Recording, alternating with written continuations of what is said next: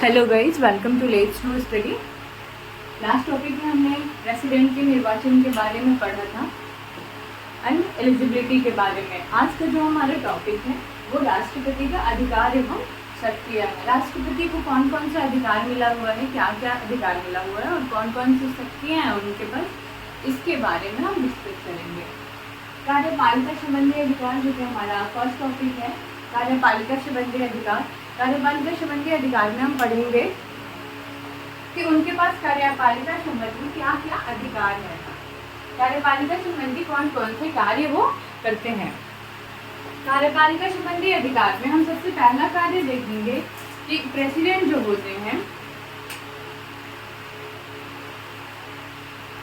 President का जो भी कार्यपालिका संबंधी कार्य है,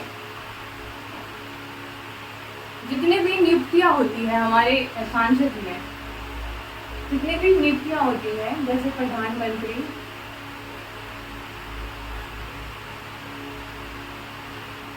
उप प्रधानमंत्री,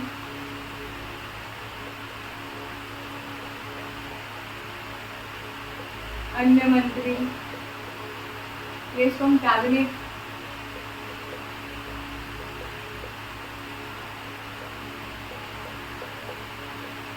प्रधानमंत्री की नियुक्ति तो राष्ट्रपति करते हैं।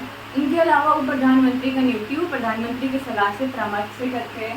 कैबिनेट मंत्री जितने भी होते हैं उनकी नियुक्तियां भी राष्ट्रपति ही करते हैं प्रधानमंत्री के सलाह से। तो ये कार्यपालिका संबंधी इनका कार्य है। इन सारे कार्यों को प्रधानमंत्री, उप प्रधानमंत्री और कैबिनेट मंत्री की जो नियुक्ति होती है ये राष्ट्रपति के द्वारा किया जाता है। इसके अलावा सुप्रीम कोर्ट के जो उच्चतम न्यायालय और उच्च न्यायालय के जो भी न्यायाधीश होते हैं, उच्च न्यायालय और उच्चतम न्यायालय के न्यायाधीशों की नियुक्ति होती है उच्च न्यायालय एवं उच्चतम न्यायालय, अंतर्राज्यीय परिषद,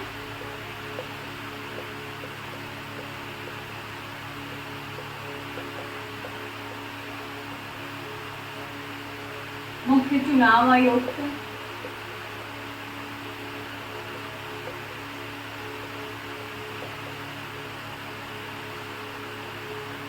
लेखा परीक्षक,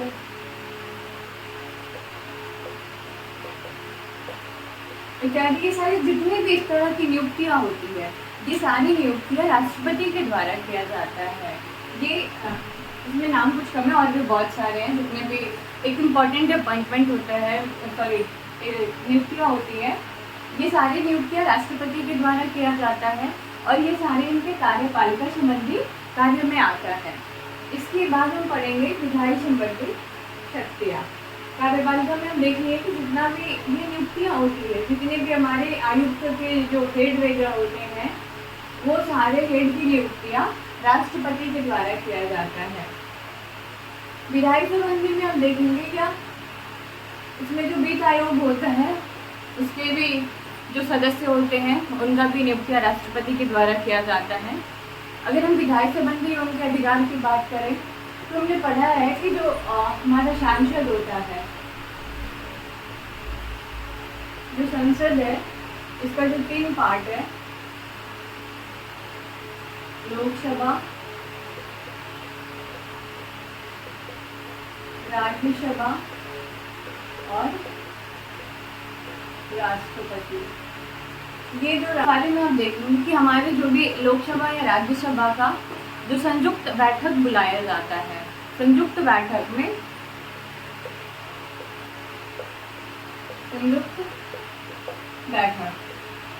जो संयुक्त बैठक बुलाया जाता है वो राष्ट्रपति ही उसका आह्वान करते हैं, राष्ट्रपति के द्वारा ही बुलाया जाता है। इस बैठक की अध्यक्षता जो है वो स्पीकर के द्वारा किया जाता है। अध्यक्षता जो है वो स्पीकर के द्वारा किया जाता है।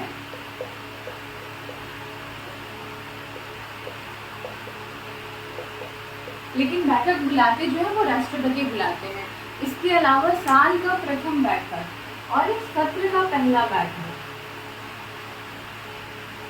जैसे हम इस बात की ध्यान से समझते हैं कि हर नए वित्तीय सेशन का, नए वित्तीय सत्र, सॉरी साल का पहला बैठक ये करते हैं। नए साल का प्रथम बैठक। और इसके अलावा कोई भी अगर नई सरकार आती है, जैसे मान लीजिए कि अभी 2024 में इलेक्शन होगा, तो 24 से 5-29 के लिए जो भी सरकार बनेंगे उसका पहला बैठक, यानी हर सरकार का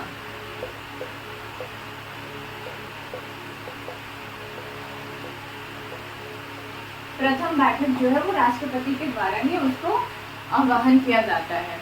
इसके अलावा जो है वो लोकसभा का विघटन,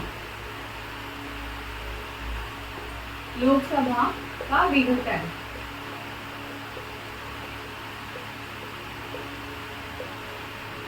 का विघटन भी राष्ट्रपति के द्वारा ही किया जाता है। तो विधायी संबंधी ये सारे अधिकार है। इसके अलावा जो भी कानून है वो जब तक पारित करने के लिए, यानी किसी भी कानून बनाने के लिए, किसी भी प्रस्ताव को विधि बनाने के लिए प्रेसिडेंट का साइन भी जरूरी होता है, जो कि विधायी संबंधी अधिकार में ही आता है। इसके बाद हम धन बिल के बारे में पढ़ा, मनी बिल जो होता है, मनी बिल को पारित करने के लिए, प्रस्ताव लाने के लिए सबसे पहले प्रेसिडेंट की पूर्वानुमति की जरूरत होती है। प्रेसिडेंट की पूर्वानुमति के बिना उसे नहीं लाया जा सकता है।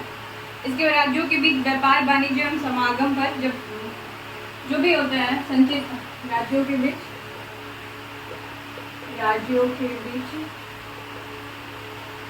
व्यापार, वाणिज्य एवं समागम, ये इनका वित्तीय अधिकार में आता है। ये सारे राष्ट्रपति के अनुमति से ही होता है।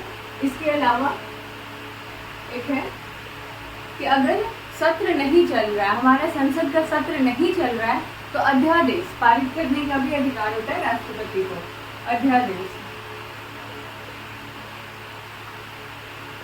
अध्यादेश अगर सत्र नहीं चल रहा है संसद का और किसी भी बिल को उस समय अगर पारित करना है तो राष्ट्रपति अध्यादेश पारित कर सकता है। तो ये सारी इनकी विधायी संबंधी शक्तियाँ हो गई। इसके अलावा हम परामर्श का अधिकार पढ़ेंगे। परामर्श का अधिकार जो कि अनुच्छेद 143 में है, अनुच्छेद 143 में है परामर्श का अधिकार। परामर्श के अधिकार में क्या है कि राष्ट्रपति किसी भी न्यायिक मामले पर सुप्रीम कोर्ट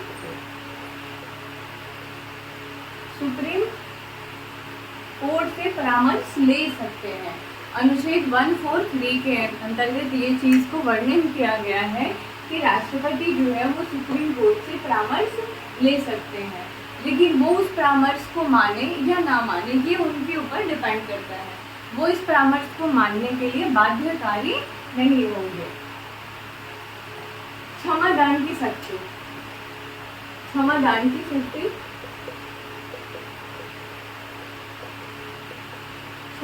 की शक्ति जो है वो आर्टिकल 72 में है, अनुच्छेद 72 में है।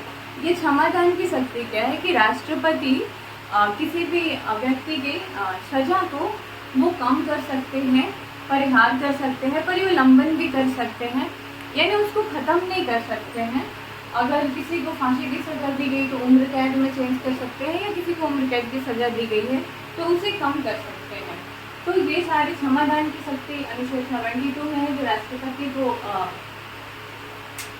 है, राष्ट्रपति का ये शक्ति है। इसके अलावा हम पढ़ेंगे आपातकालीन शक्तियाँ। आपातकालीन शक्तियाँ क्या है? आपातकालीन शक्तियों के बारे में अगर हम बात करें, इमरजेंसी पावर, तो ये जर्मनी की वाइमर संविधान से लिया गया था और हमारे देश में 3 तरह की आपातकालीन शक्तियों का वर्णन है। एक तो होता है राष्ट्रपति शासन,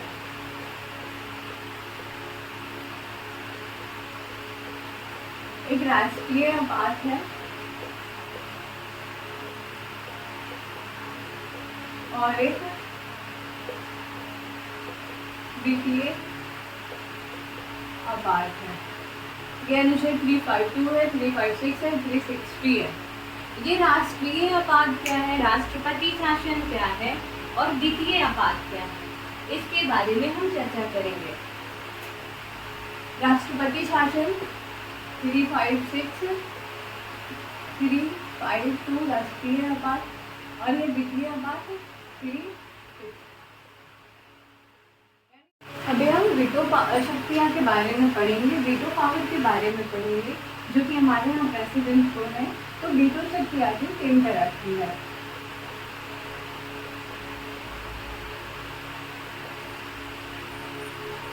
वीटो शक्तियाँ भी है 3 तरह की है, जिसमें पहला है पूर्ण वीटो,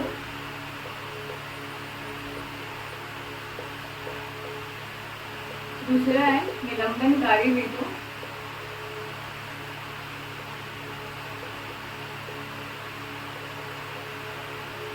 और तीसरा है जैविक या पॉकेट वीटो। पूर्ण वीटो है जो कि कम्प्लीटली मना करता है, खत्म करता है। वीटो पावर का मतलब होता है ना करने का अधिकार।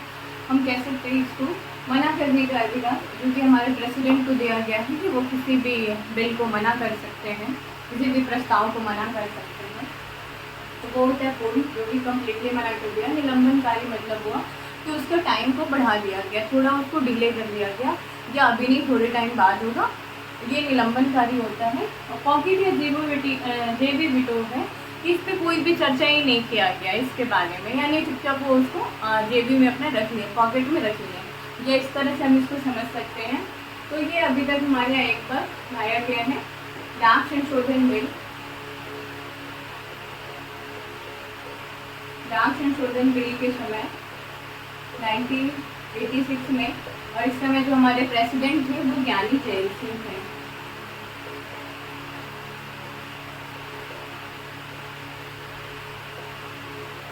तो एक बार हमारे संविधान या पूरे ये जो है संसद में एक बार जेबी वीटो का यूज किया गया है डाक संशोधन बिल के समय 1986 में ज्ञानी जैल सिंह के द्वारा।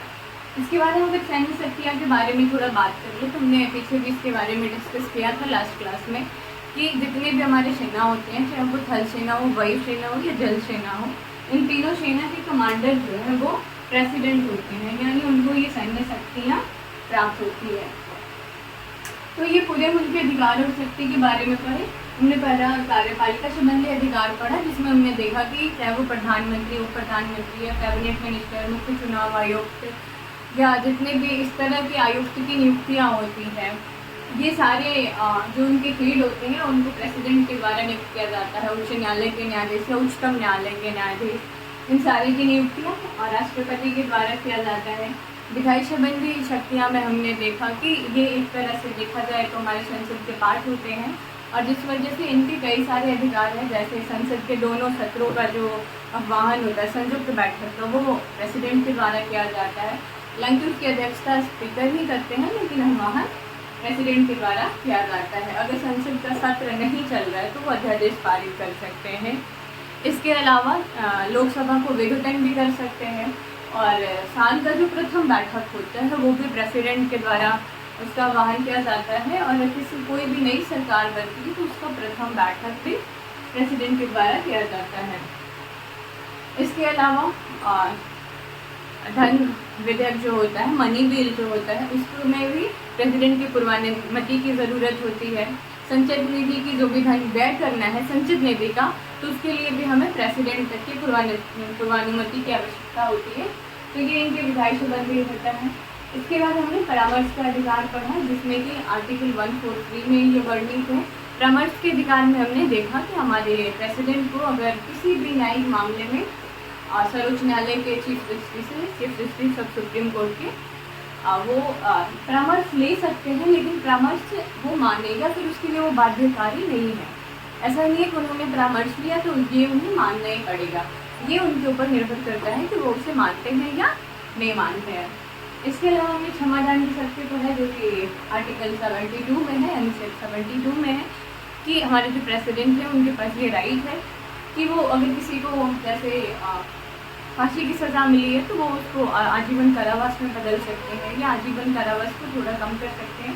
इस तरह का अधिकार हमारे प्रेसिडेंट के पास है।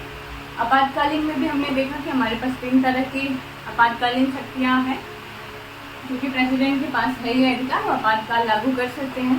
पहले हमने देखा राष्ट्रीय आपात, जो कि अनुच्छेद 352 में है, यानी अगर किसी भी प्रकार का कोई सशस्त्र विद्रोह या किसी बाहरी देश के खतरा हो या आक्रमण चढ़ाई वगैरह का गए हो, तो उस समय में हम राष्ट्रीय आपात लगा सकते हैं। इसके बाद है हमारा राष्ट्रपति शासन। राष्ट्रपति शासन में क्या है कि किसी भी राज्य में अगर विधानसभा परिषद जो है वो भंग हो रहा है या फिर वो कार्य नहीं कर पा रहा है, तो वहाँ पे राष्ट्रपति शासन लगाया जाता है, क्योंकि राज्यपाल के अनुशंसा पे किया जाता है। अनुच्छेद 356 में है ये, और अनुच्छेद 360 जो कि वित्तीय आपातकाल है।